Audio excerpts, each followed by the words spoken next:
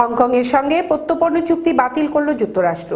সাবেক British colony হংকংয়ের Beijing জাতীয় নিরাপত্তা আইন কার্যকর করার পর এর প্রতিক্রিয়ায় সর্বশেষ পদক্ষেপ হিসেবে চীনের আধা স্বায়ত্তশাসিত অঞ্চলটির সঙ্গে অপরাধী প্রত্যর্পণ চুক্তি বাতিল করল যুক্তরাষ্ট্র। ওয়াশিংটন হংকংয়ের সঙ্গে যে 3টি দ্বিপাক্ষিক চুক্তি বাতিল করেছে এর মধ্যে এটি অন্যতম।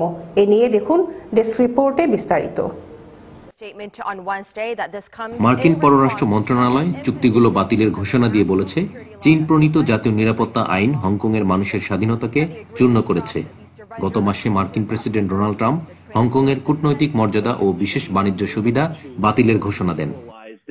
যুক্তরাষ্ট্রের সবশেষ এই পদক্ষেপ নিয়ে আনুষ্ঠানিকভাবে চীন এখনো কোনো মন্তব্য কিংবা প্রতিক্রিয়া জানায়নি। চীন প্রণীত নতুন নিরাপত্তা আইনের কারণে শাস্তিমূলক প্রতিক্রিয়া হিসেবে যুক্তরাষ্ট্র আরও নানা নিষেধাজ্ঞা আরোপ করতে পারে বলেই ধারণা করা হচ্ছে। সম্প্রতি যুক্তরাজ্য, জার্মানি এবং অস্ট্রেলিয়ার মতো দেশগুলোও হংকংয়ের সঙ্গে থাকা প্রত্যর্পণ চুক্তি বাতিল করেছে।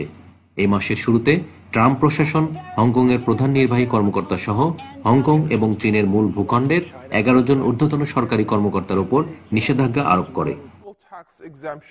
সদ্য প্রণীত জাতীয় নিরাপত্তা আইনে গত সপ্তাহে আটক হংকংয়ের মিডিয়া মোগল জিমি লাইয়ের প্রশংসা করে বুধবার নানা মন্তব্য করেন মার্কিন প্রেসিডেন্ট ডোনাল্ড ট্রাম্প। চীন বিরোধী মন্তব্য করে 71 বছর বয়সী জিমি লাইকে হংকংয়ের গণতন্ত্রপন্থী আন্দোলনের একজন সাহসী ব্যক্তি হিসেবে অভিহিত করেন তিনি। ডেস্ক রিপোর্ট, বিশ্ব বাংলা 24।